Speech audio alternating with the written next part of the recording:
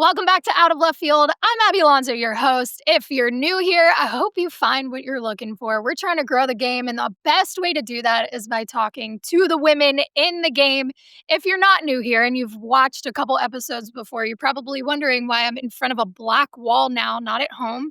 That's because we built a whole damn studio. It's just not ready yet completely, so you got to stick with the black wall for right now. But today, I have been waiting for this episode to happen for a few months now. Michaela Edenfield, you are completely changing the game, and I don't say that lightly. I think everybody in the game right now has a joint mission to grow the game, but what you've done, not just for women in softball or women in sports, but just young women in general, is astounding, and I'm super pumped to talk about it today. For those of you who don't know who Michaela is, FSU standout, AUSL catcher. And yes, if you heard about the AUSL Sephora collab, this woman is at the front line of that, a huge reason that excelled. Thank you for being here today. Super pumped to have you. No, thanks, Abby. Thank you for having me. I am super excited. Like you said, a bunch of really good things, and it's always about the growing the game. So let's dive into it. Yeah. I like I told you, there's a whole bunch of stuff I want to get into, but I want to start kind of at the beginning. I think it's important for people to understand like how you got to where you are and like if there were moments of doubt, if there were times where you were like, F softball, I'm out of here. It happens, right? That's honest, 100%. honest to God. 100%. But what when was the point that you were like, okay, this could be my life. Like I could make this a career. Mm. Mm. See, my answer is gonna be like completely opposite from what you think. I didn't feel that way probably until All-Star Cup No of AU. way. Yeah. And I like to say, life is always filled with bumps and bruises. We call it the journey. And for me, the transition from NCAA and playing pro was something I, first of all, didn't expect. And I say that because genuinely, I had no idea if I was going to be good enough. We always challenge ourselves with this bar, like, what is good enough? And as a elite competitor for years, like, I've I am a two-time runner-up. I have Yeah. 2 silver trophies. At what point is good enough for me to be happy with it, you know? I Mm. lost against 2021 and 2023 OU softball. That's gonna be written down in history. So at what point for me is that good enough? Um, and kind of recalibrating how I view life and how I view softball has changed tremendously within those past few months in my senior season, and life really hit the fan. My head coach, she came out having breast cancer and having to transition and not only, yes, be the senior role model, the fifth year senior, and, wanting to leave the program better than I found it. I got so entangled in that when life, hit the fan, when someone I cared so much about for her to go through what she's going through, but still be surrounded by softball, that altered how I viewed the sport. And it no longer really that good enough factor. I still had doubts within softball, but confidence in who I was and a human being kind of shifted. So I would say a lot of things, me, life wise, has changed, which is amazing. Grateful to be a part of it. But it was super, super hard. And I doubted myself the most my senior year because I faced challenges I have never faced. Um, you're not we're not given tomorrow. We don't know that. And just the fact that I truly think that I took things for granted, year 1 through 4, and then you go into your 5th year, and it's that time-consuming rush of, "How can I leave it better? How can I do better? What's good enough?" Um, and now I can sit back and be happy with two-time runner-up. Because to me, it's not necessarily, yes, win, loss, whatever. I was one of last 2 teams standing, cool. It's what I gained in those moments of hardship and the relationships that I created, those bonds that just really grew over time because of the shared adversity with my teammates. I just went to a wedding this past weekend, one of my teammates' wedding, and I was surrounded from year one FSU sisters that like I saw my freshman year to like there's a girl that's a senior this season that was at the wedding. So just being surrounded by my generation of Florida State softball and kind of the post collegiate feel right now is like so much more than the yellow ball. But you have to be confident outside of softball and who you are as a person before you can truly say that you're the most confident athlete. Um, and that's something that like I've struggled with my whole entire life, which I come on here and I'm talking, I'm saying, most people view me as a really confident individual. Oh my gosh. But it is quite literally not what you see. I'm on this camera live. I'm telling you that I am a not confident person, and I finally got to the point to where I can shift to be so positive about myself to say, I think I can take softball as a career. And that happened within the past 8 months. So, Okay. I First off, I want to thank you. I don't know if you noticed that I teared up for your vulnerability. I asked one question. Everybody watching this, the information that you just got, incredible. That is so vulnerable to share what you just shared and to be like, "Hey, like, I don't have it all together, and I didn't even know if I could play professionally until after my first season," basically. Um, the reason I teared up is because and part of, I guess, why I do what I do, and I feel like sports teach you things that you don't learn anywhere else. So, 100%. when I was in 7th grade, I believe, I was 12 or 11, my dad was diagnosed with, stage 3 lymphoma, and at that age, you don't understand completely what cancer is, but you see what it does to the people that you love, Mhm. and I watched my dad go from this superhero of a human to, losing the weight and losing the hair, um, and you know what he did despite going through chemo and struggling to get up every single morning?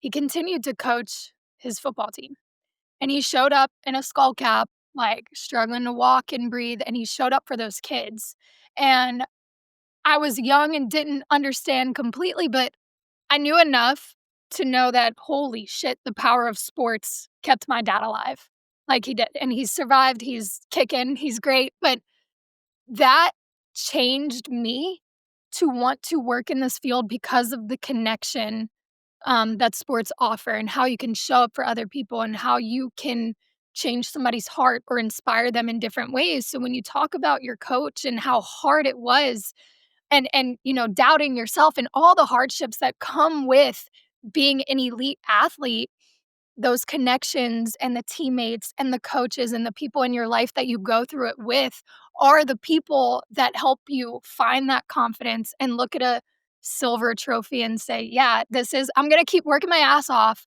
but that is good enough, and that's proof right there, and because of who I did it with." And there's so much Absolutely. there. So I appreciate you for sharing that. I think that was so powerful.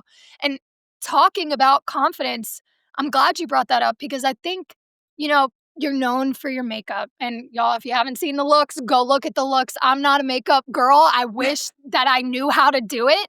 Um, but it's insane some of the looks that you have brought into the sports world. But you would think from the outside, like, this girl is confident, like, because at least from my experience, makeup wasn't a part of softball. You didn't wear makeup. You were trying too hard. What? You're supposed to be a Mhm. competitor. You're not supposed to be worried about what you look like on the field. Your priorities are effed up if that's what you're worried about. However, you brought it to the game and still performed. You stood out, actually.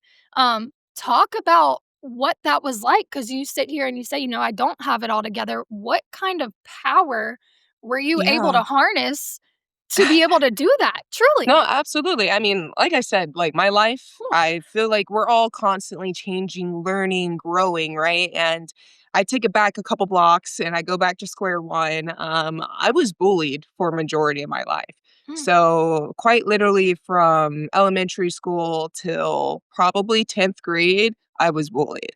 So, To me, I already knew that how I looked, how tall I was, how athletic I was, X, Y, and Z of my small town. Now, I would not change anything that happened to me.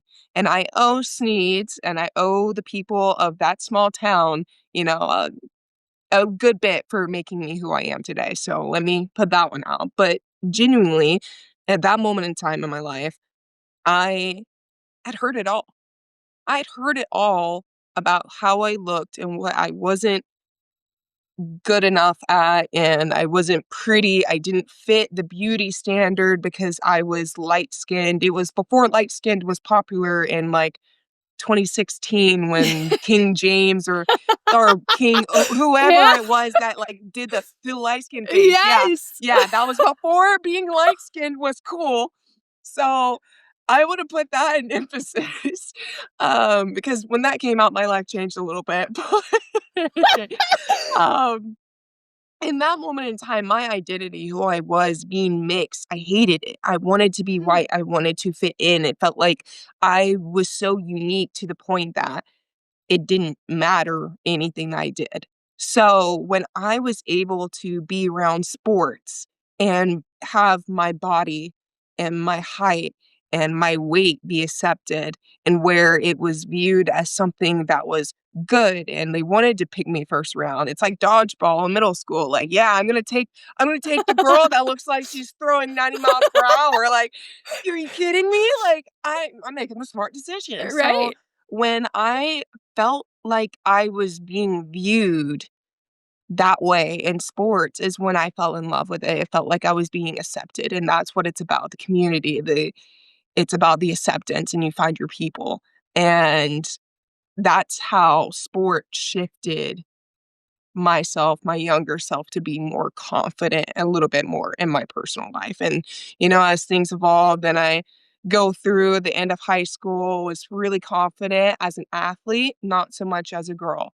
Um, and it was quite obvious and like like I said, through that 10th grade stage, like I wouldn't wear shorts. I wouldn't wear certain things. And for that extended from 10th grade to, graduating high school, going into college, like I really made an emphasis of like, I need to look more feminine. I need to look girly. I need to do this. I need to do that. But on the flip side, I felt like makeup helped me in those younger eras to be like feeling that feminine, feeling that Mhm. that void as if again, it's the community, the people that accept you, your people, that where the beauty community accepted me, where I was like, I want to do fun eyeshadows and I look and see all like, 2018 makeup was a whole different world, y'all. Time out. Because everyone wants to look at my makeup these days and give me crap. Wait, Woo! A majority I of my cannot. makeup looks are 2018 slapped on with some glitter. Like, I'm Oh, sorry. Let's be real. Like, that was the it moment of that period in time of my life where colorful makeup and doing eyeliner looks, that's where it started to really trickle into social media and into the beauty community. And it's something that, like, I was already unique looking as a person. So I was like, I'm gonna do makeup. Like, like, what else are they right. gonna tell me? They already tell me I look like She-Hulk. Like, maybe I like that nickname. It's kinda it kinda grew on me in the sense of athletic Michaela of like, "Oh, she's She-Hulk, she's strong," and I was like, "Well, Stop. I'm embracing that one, so what else are they gonna call me?" So, it kinda you shift back and forth of what things felt like was stimulating that happiness for me and Yeah. what was a crutch onto makeup within that, like, high school development for Yeah. me. Like, those beginning of those college stages is when I sort of realized, "No, like, I do makeup because I love it, and I know I have my community of people that enjoy it too." And it felt more and more so that, like, that was my enjoyment for it. I'm doing it because I enjoy it. I love how it looks. I have a lot of fun, but it's even more so fun because I know a lot of other people that enjoy it Mhm. and get a lot of enjoyment of seeing me being able to be myself on the stage of softball that I get to play in. And that was all due to the fact that I chose Florida State. I chose a place that allowed me to be what I wanted to be, to allow me to experience my personal growth, no matter how glittery, rainbow, whatever, or like, there's a lot of things. We go through a lot of different experiments like through our youth and trying to figure out like things that are our hobbies and things that make us happy. And that's my story. Come on.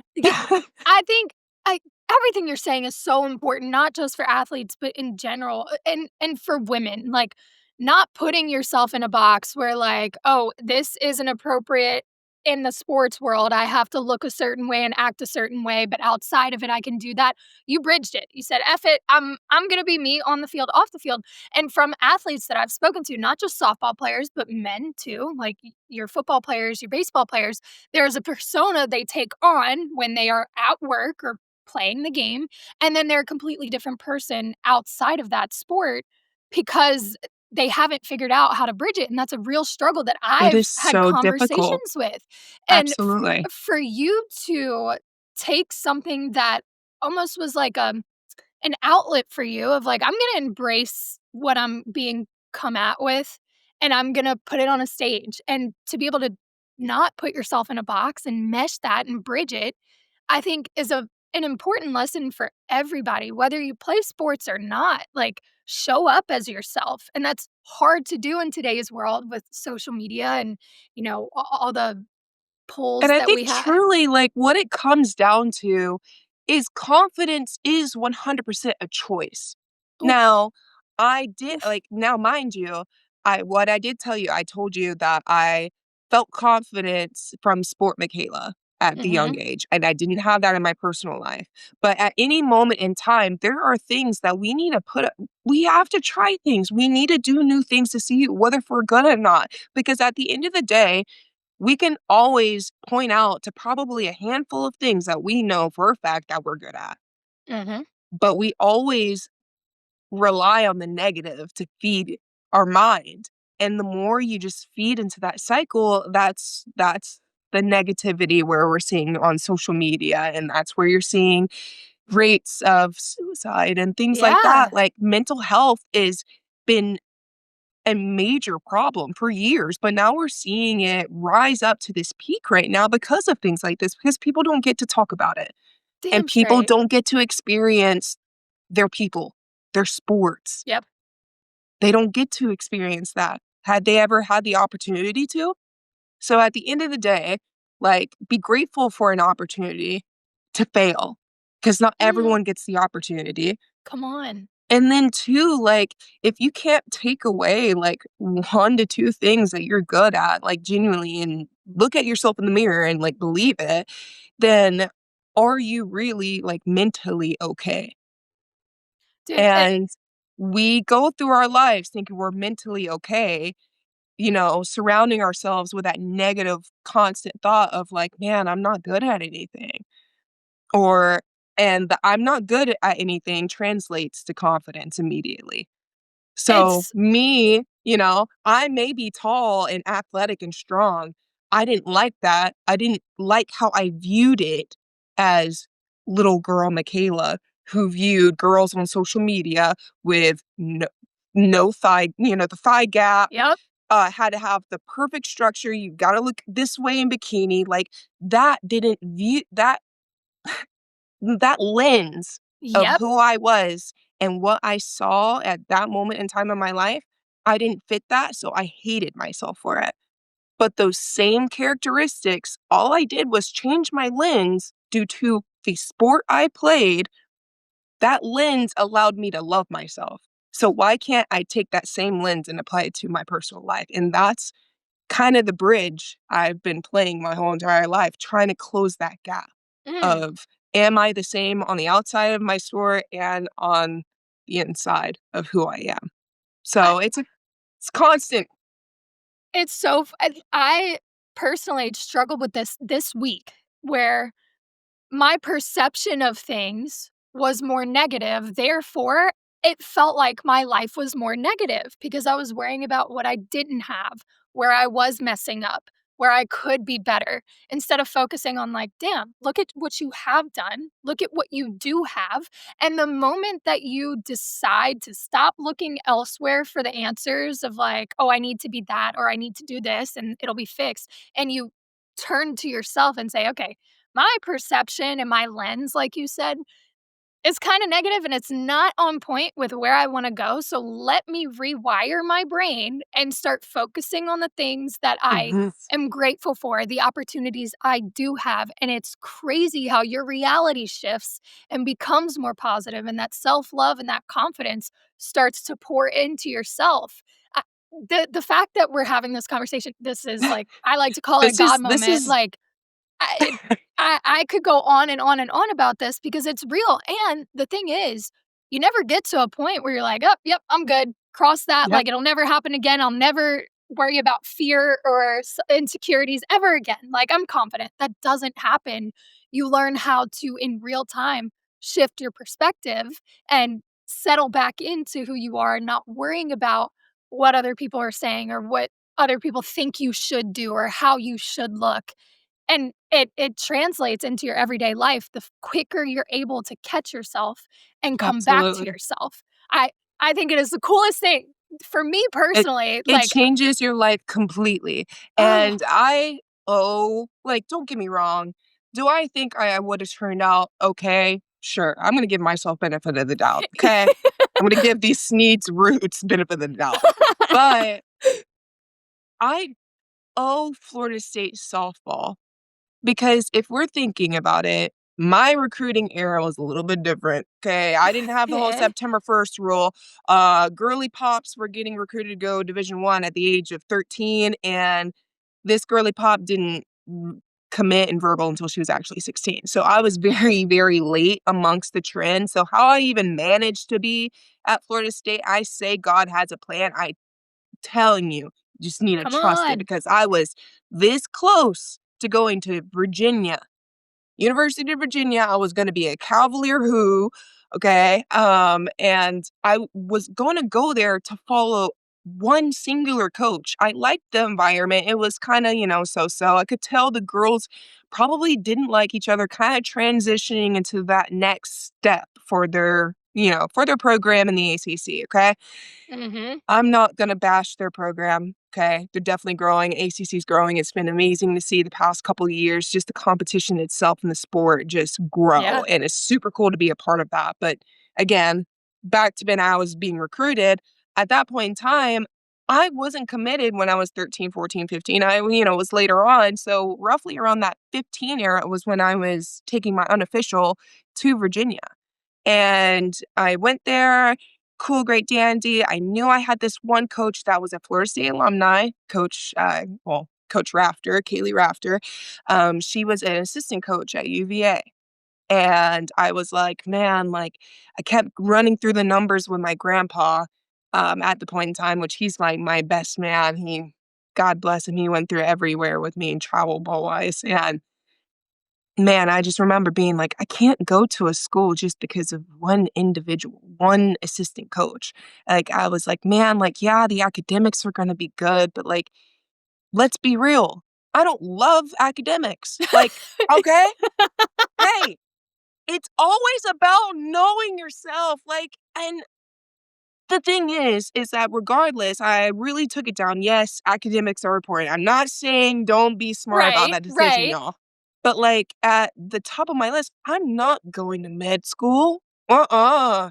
right. Baby, I'm not about to be a lawyer. Mm-mm. I'm not about to be any of those things that require me to really emphasize on what school I go to. Right, Let's be real. So that is not the top priority. This is legitimate things that you need to sit down when you're getting recruited. You need to go through. And I was going through that. I was like, man, yeah, the academics at Virginia is nice. Like, that would be really cool. But like, what is it? Like, I kept hitting this but.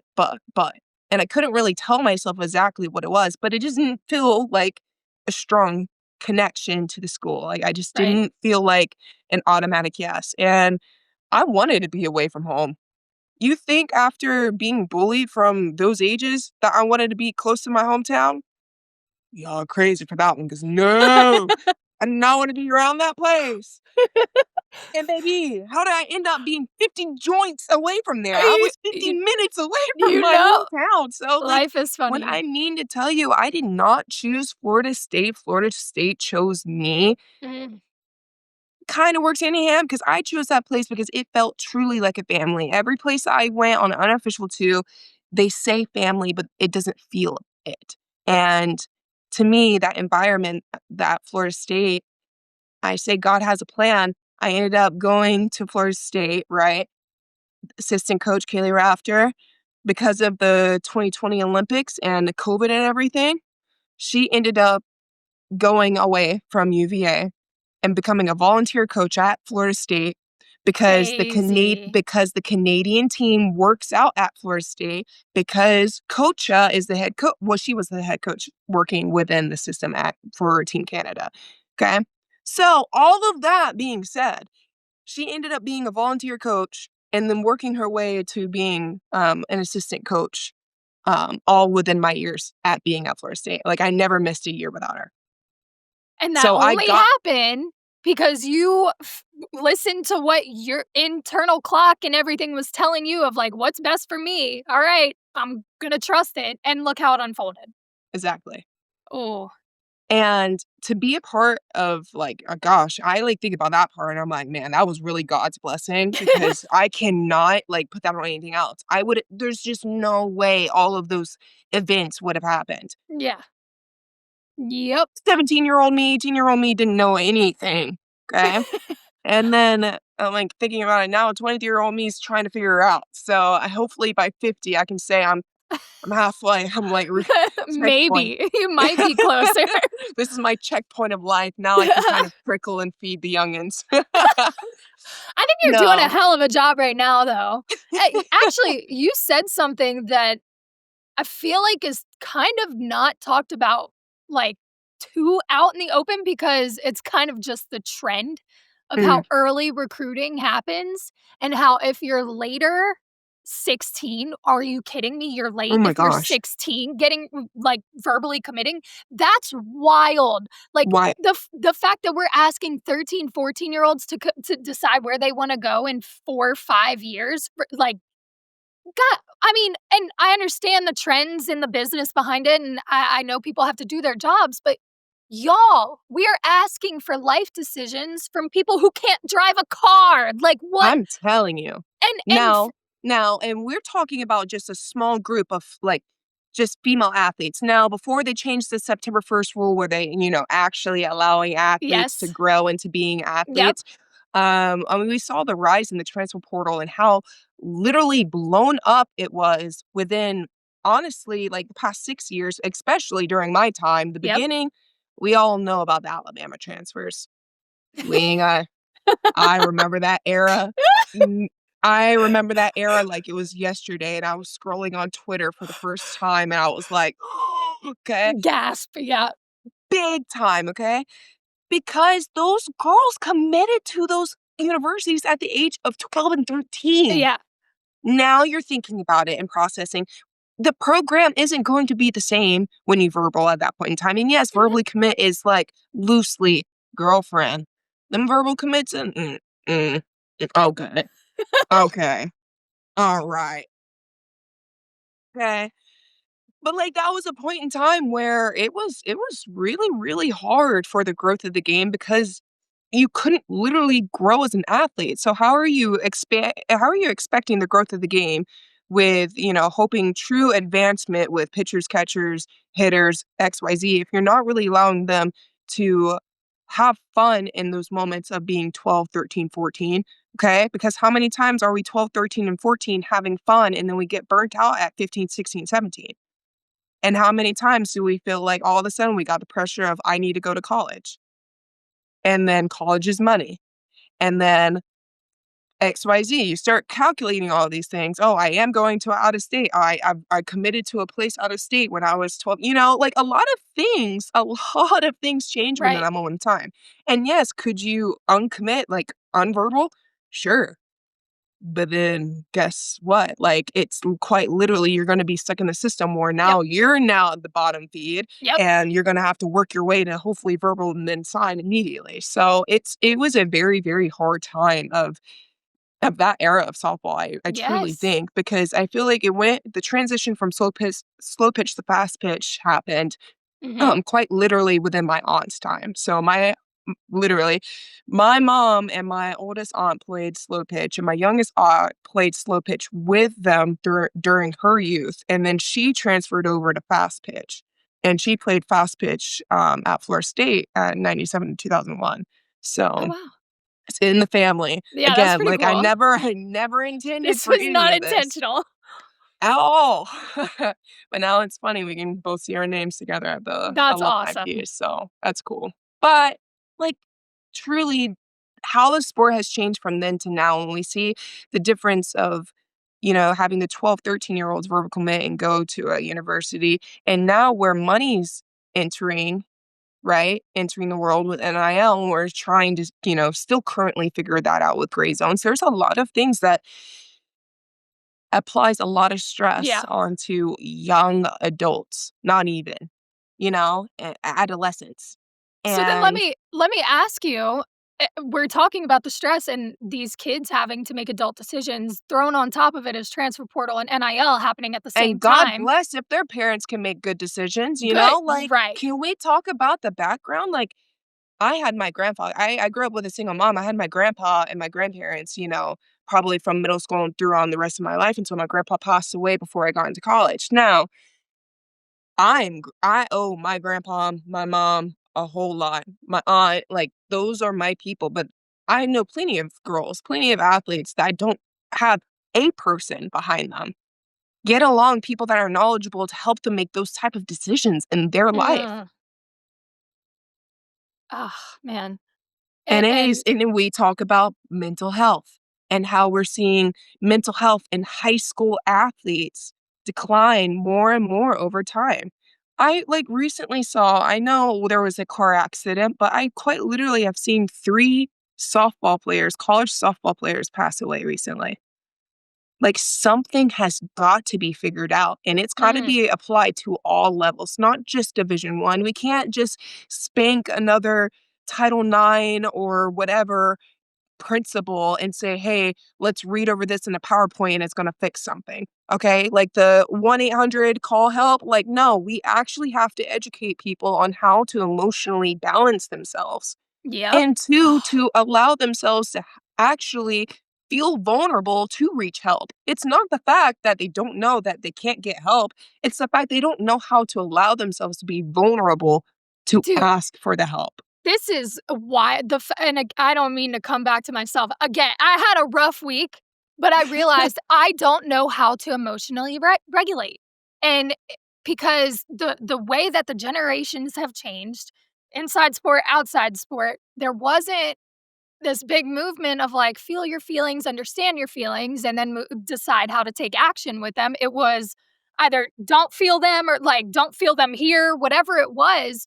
So as kids, we're like, okay, I feel something, but I'm not supposed to feel something, so I'm just going to move past it. All that gets suppressed. And now in Mhm. your early 20s, you're like, okay, I'm being told it's okay to feel, but I have no clue what to do with what I'm feeling. And the mental health just takes a toll because you're bearing all this weight and you just don't know what to do with it. And I think it starts with education, having conversations like this of saying, yeah, this week I realized that I had no clue how to process emotions. I don't know how. I don't know how to regulate. Let me learn Absolutely. how I can do that. And having the conversations, educating and connecting with people through that and being vulnerable and saying, "Hey, I me too." Like sometimes that happens to me. I realize that this works for me. The more conversations we have, the more education we give each other and that connection, that's how we fix the mental health problem because Absolutely. and it needs to be a joint effort of like But the we thing don't is, if we're thinking, like, term-wise, we had a mental performance coach added onto our staff at Florida State within my time, okay? We've seen the transition with MLB. 5 years ago, there wasn't a single mental performance coach on the MLB, like, on the team's wild. roster or whatever, okay? don't even know how you okay, Wild. you get the idea, but that wasn't a thing. Now, every single team has one. But it's just like, okay, we're starting at the older people. We're seeing an issue. We're seeing trends. We're seeing popular athletes going through probably the worst mental pieces that we've ever seen live in our lives Yep. ever, historically, right? Because we've never had this type of TV media coverage XYZ either. And when for some reason everyone's like, "Oh, mental health, blah blah blah," like it's only been a problem recently. No, it's We just just now see it. getting like told in Yeah. live 4K. Yep. Like, gotcha. Like, Yeah. no, now everyone gets to see it, and no one gets to hide how you know feeling human actually is. Right? Um, but two, if we're thinking about it from that piece and we're controlling the older group, I like to think about it from like birth rates and baby boomers. Okay, everyone knows that money, that time, a lot of babies were getting made. Okay, a whole lot of babies were getting made, and I made this analogy the other day about mental health, and I'm like, dang man, the birth rate's up, man. We go through all of these different things, and then we hit to that fault, right? To where there is just too many people in this population. I like to think about that as mental health.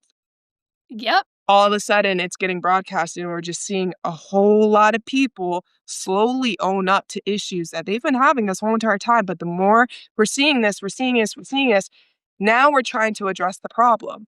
Okay.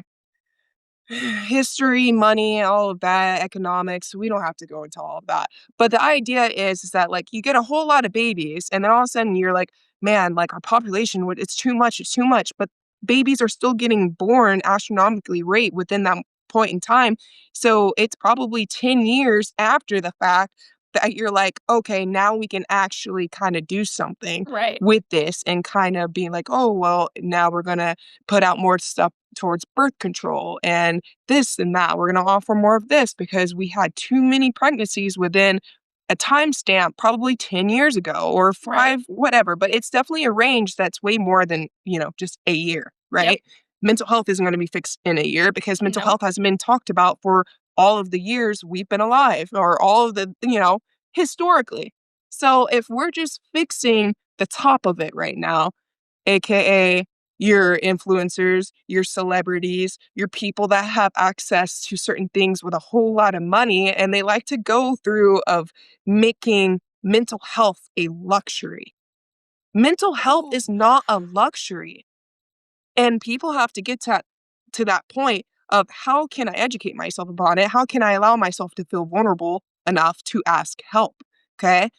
And what I was getting to is truly like the birth rate. We're addressing, we're getting all of our people with money and it's slowly trickling down, right? We need to amplify it in the youth. We need to teach our youth adolescents how to do this, especially the athletes, because they already deal with a lot more pressure versus the average middle school, high schooler due to sport, due to expectations.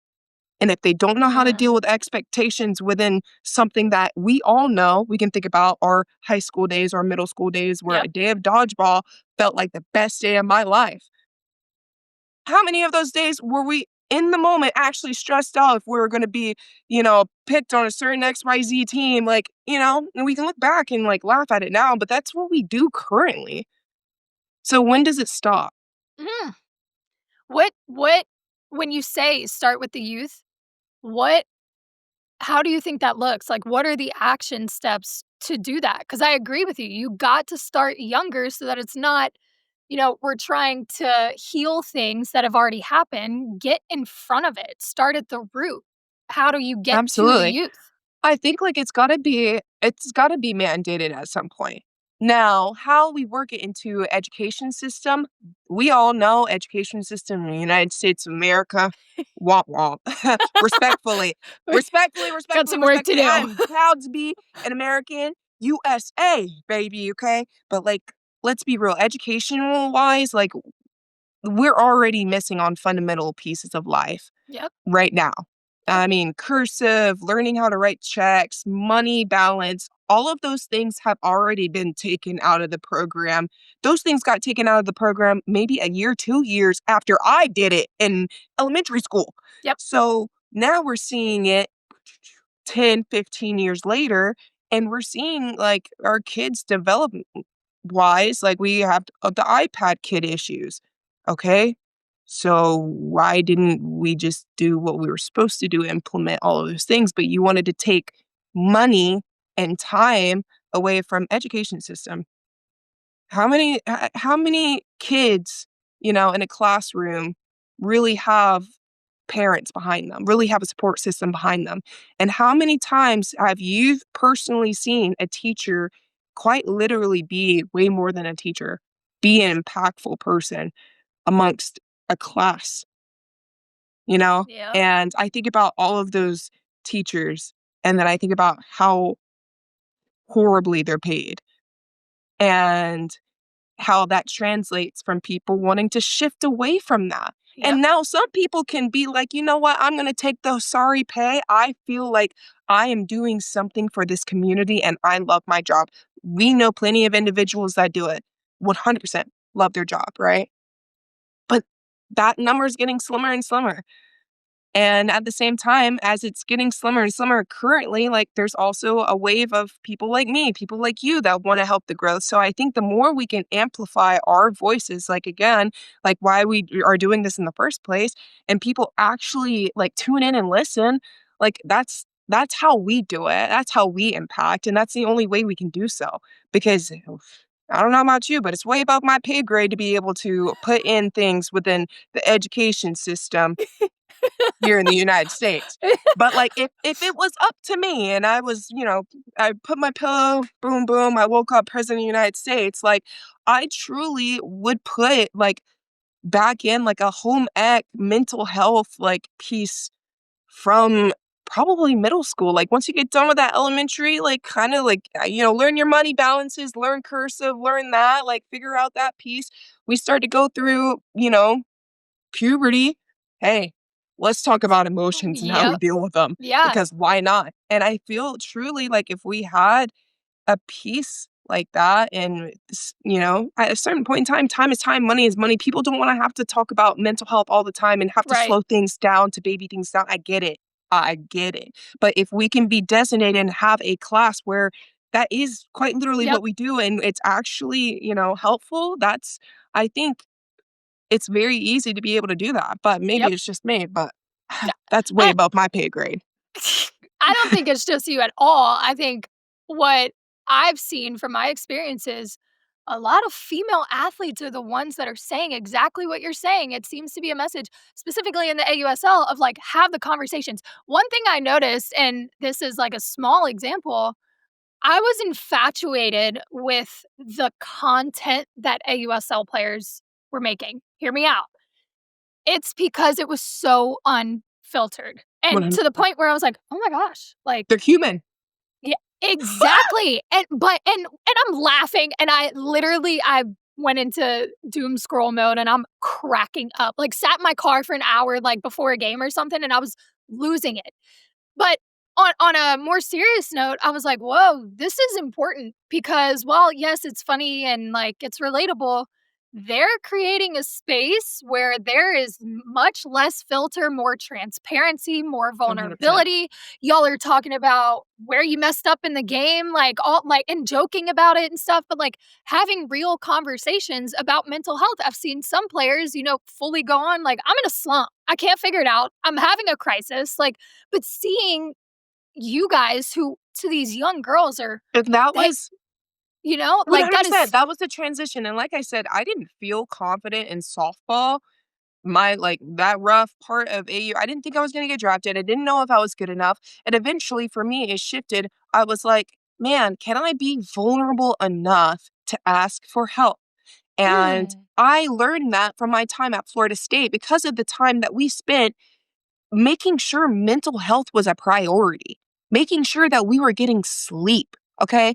We had Okay, I currently don't have it on, but you can see the I see tan the line, tan so line. Okay. I wear a Whoop, not currently because someone's shipping it back from the wedding because I left it at the Airbnb, but yeah, It like happens. life.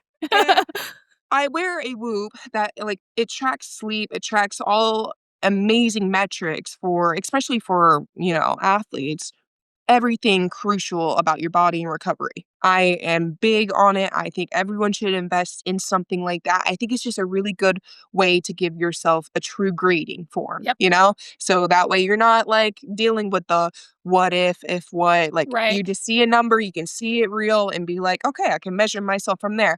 Again, that helps my mental health because I don't know about you because if I'm like, man, like I've just felt so crummy lately. Have I been getting enough sleep? Is it going enough? Like, Yep. that moment I keep questioning and then I, like, never resolve to an answer, then I never get any growth forward. So, Yep. that just eliminates any random variables for me. But the whole Whoop thing, like, we had a sleep percent for the week that we had to meet to practice. And Wow. for the life of me, our first year of doing that, we had everyone on the team had to get above 70% a week. Now, everyone's sleep need is different. Baby, I'm a high strainer. Okay. I don't know what it is. If I blow out steam through my nostrils, but my strain gets to the top every single day. And I'm like, I'm healthy, I'm in shape. Like, but my strain, my body, my metrics are a little bit different to someone else. Hey, life is life, genetics or genetics, Yep. whatever. Okay.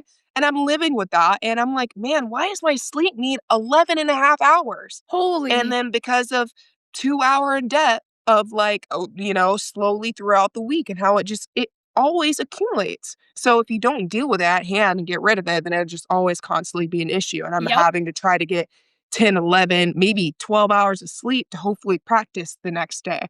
So there was times where Michaela was a little stressed out about even sleeping. But when Holy. I was finally able to get over that hump and actually like give a crap about like that piece and actually live above the line that we were going and we made it 75% towards my last year, like when I was able to get over that and reach that piece, bro, mind blowing. Okay. You don't know what you're lacking, probably because you're not sleeping enough. You're not allowing yourself to like actually breathe and Yeah. digest the day for what it is. And I'm a huge person on something like if something makes you furious, like if something makes you so angry that you just feel the absolute need to like say something, give it 24 hours.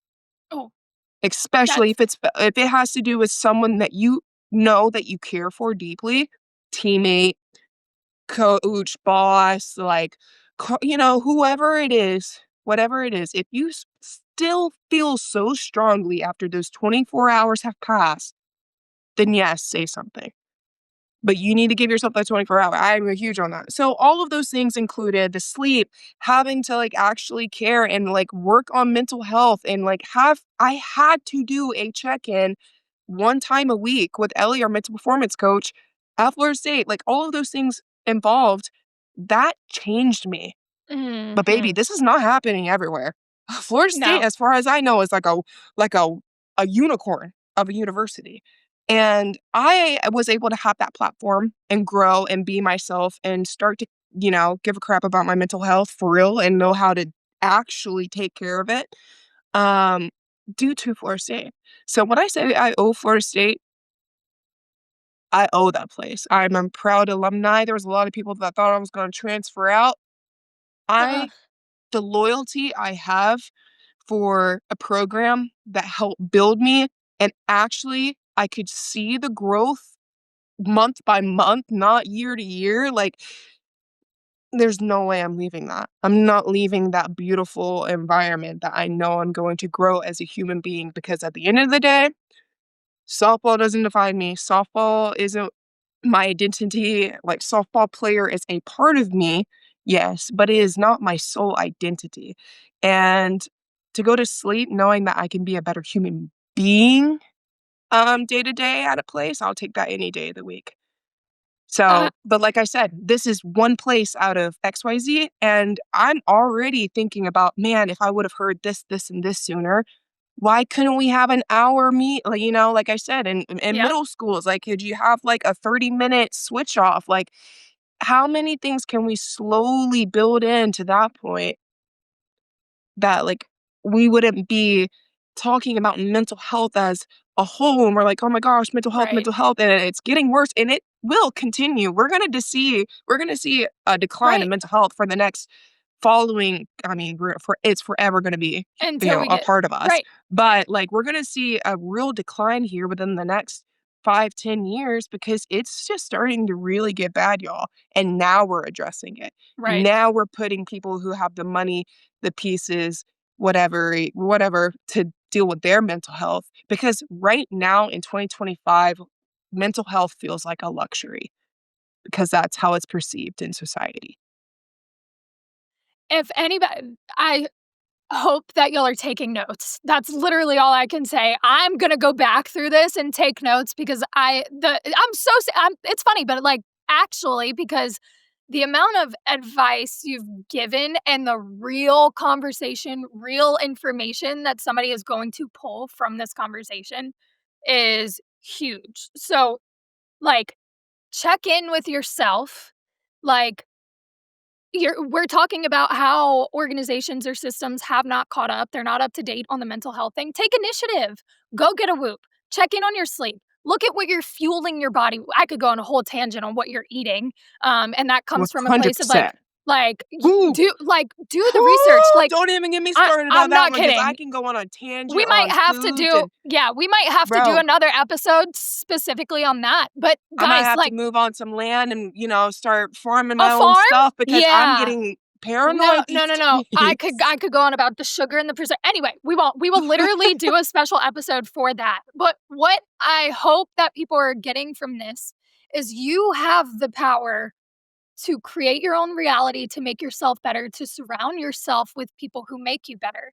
So, yes, you can look for the outside sources to fix things for you, but it starts with you wanting to go learn about how to fuel your body, how to take care of your mental health, what you can be doing to be a better athlete, to be a better person, because the system is not great. It's just not. And if you Mhm. don't take your own initiative to better yourself in all of those ways, you're going to fall behind. You're going to fall right into the group that struggles with emotional regulation or whatever it is because you didn't take the time to go learn. So from my perspective, I encourage anybody watching this, just take a little time to learn about your body, about your brain, about, emotions and all of that. All of that plays into you being a great if you're an athlete, you being a great athlete, the best athletes in the world are the one who are investing in their bodies, in their mind. They spend their time getting better and making sure that they are okay here. You don't 100%. always have access to that, but guess what? Everybody's got one of these, and it's really easy to just start looking at articles. It takes 5 minutes. You can learn something. So You can just learn something from, again, just from a phone call from a friend, hello, just from a different perspective. Because, like hello. I said, it's just the lens. All we need to do is change our lens. Yep, Okay. I loved myself, sport side of me when I was younger because all of those things, those characteristics, right? They all aligned with sport, but they didn't align with the beauty standard then. So I hated myself for the little girly pop me. How easy could it have been, like, if I would have actually leaned on to one of my fellow, teammates at that point in time and be like, man, like I feel like this X, Y, and Z about my body. But I didn't feel vulnerable enough to do so right. because I felt like, well, I'm just the sport, Michaela. And I placed all of my identity into that version of myself only during that moment in time of my life. And Mm, that's the reason why really trying to balance that in the like on and off the field, literally, like if you can get that balance figured out, that's peak athlete. yep. That's peak performance.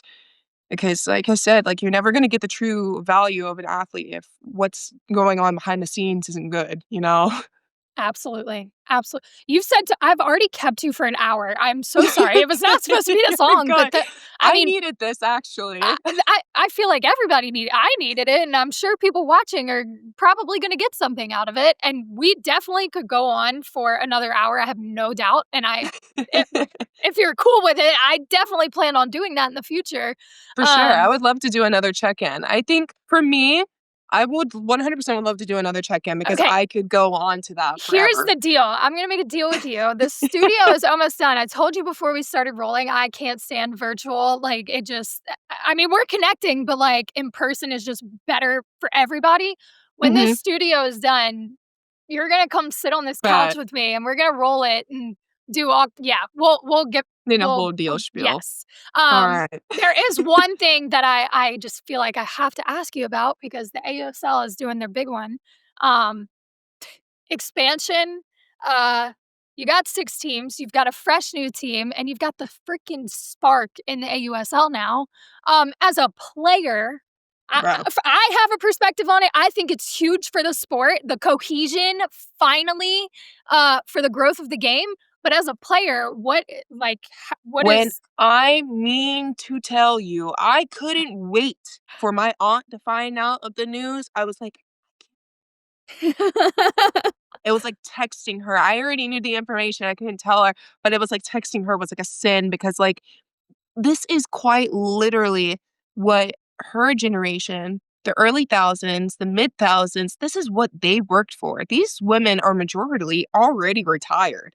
Now they're seeing the growth of what they have put forth effort for years, decades to get to the point of now where what this is the 15th attempt of a professional softball league and now we're actually getting to something legitimate and we have seen stage 11, 12, 13, 14 of pro softball Yep, leagues and we know the spark and a couple of those other type teams are part of those pieces. And I say pieces because trial and error, AUSL, AU was the only one that really put something standardized yep, across the board. And to be able to do that and then tie in TV, phenomenal. We already knew the outreach there was going to be amazing because we've seen how it's been correlating in college sports and how it's been translating, especially over into the WNBA.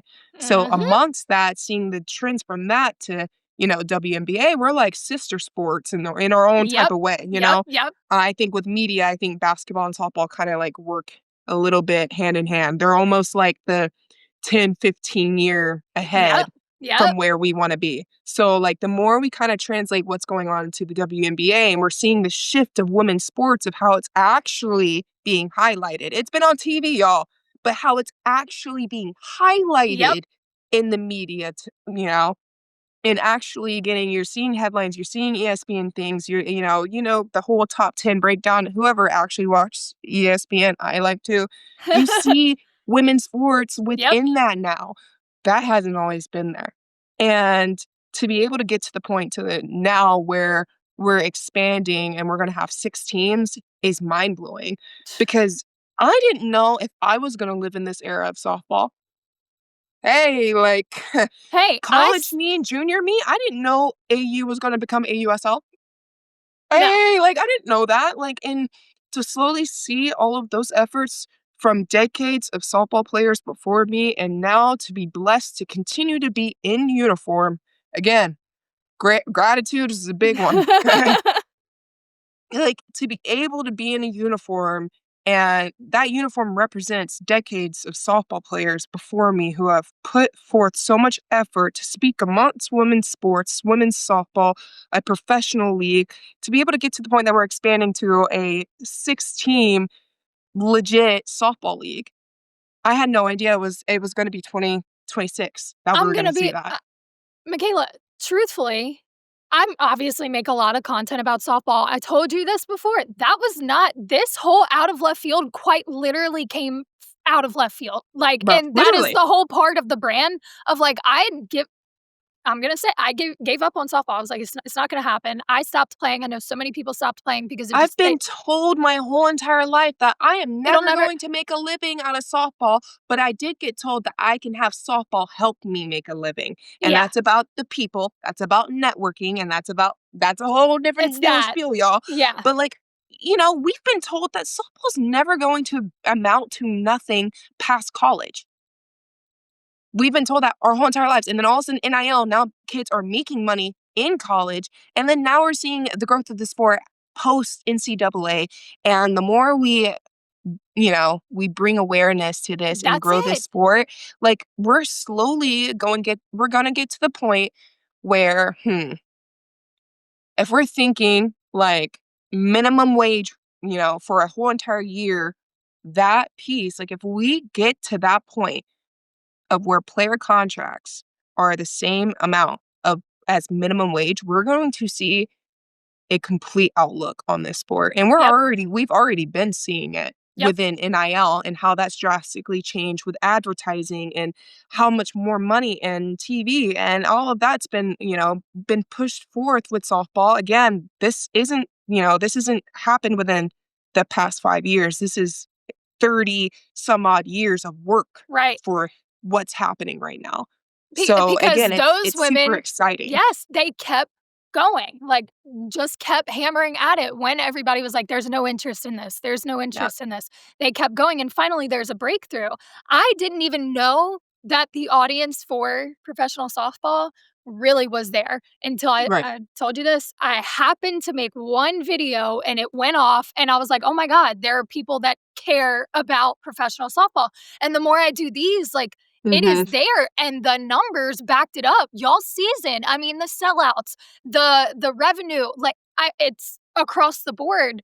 There's viewers, there's people that care about the sport, and finally, the people up top were like, "Oh, okay, y'all proved it, like, we see the numbers, the money makes sense, like, we y'all deserve the flowers and the media time now," and now you're seeing, and I gotta give it to Kim Eng and the I'm whole AUSL telling you. board.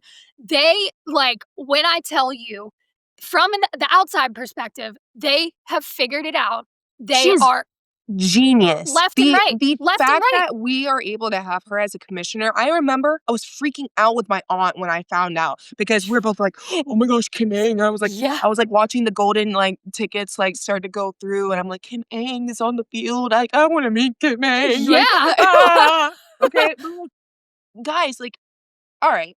Since everyone wants to like talk about male sports and accomplishments because male sport accomplishments, okay, matter more than women's sports. I'm just saying. That's what society kind of tells us. Okay. Right. They make more money, blah, blah, blah. Kim Eng is such a genius that quite literally Sam Fisher posted a TikTok and I like thought this was the most mind blowing thing. She was a part of the last MLB team to go back to back. Not the Mhm. Dodgers, but the Yankees Yep. in the early thousands. Yep. She was a part of that. She's been a part of some of groundbreaking stuff in MLB that not many people give her credit or are aware to it. And to have someone like her be able to represent softball, like, guys. I Oh, will say this, and for those of you who, like, are MLB fans, I'm both. I like the MLB too. I work with a lot of MLB players. I'm actually working with a former Yankee, and when I told him Kim Eng was the commissioner of the AUSL, he was like, "Oh, like, that's yeah, legit, like, this thing's gonna take off." So the 100%. respect from the male athletes in the MLB is they like, guys, that should tell you something, and I hate that we have to say that, but, like, these professional athletes heard her name and they were like, "Yep, they're gonna take I know who off, that like, is. softball's prime, they're ready to go. Yeah, I know who that is, she's great at her job, what do you need?" And they're asking me like, "Cool, we'll help build like, what do you need?" That's how I And I got this just studio. truly respect and for one, like and I say all this stuff about me and my personal life and mental health and, like, all the stuff I've been grateful for in my time at Florida State. I also too wanna say, like, AUSL is doing an amazing job. We are talking about mental health. Things like those girls quite literally, like, saved me this summer because, like I said, that transition, the confidence, all of that, I was feeling that. But I eventually reached to that point where you know, Yeah. felt okay to be vulnerable enough to ask for help, and that was talking to those girls around me. I got Rachel Garcia on my team, and I'm like, "Bro, this is Rachel Garcia." I was freaking out the first bullpen I got her. I was like, I'm like, "I'm catching Rachel Garcia's race, bro." Like, "Oh, whoa, whoa," I'm back Shit. here. I'm, like, freaking out. I'm like, "I have a good catch, right?" I'm like, I'm I figuring it out. swear. I'm figuring it out. But, like, for her to tell me that she about wanted to, like, softball, I was like, "Ugh." Like, we are all human. We just perception. Perception's not reality.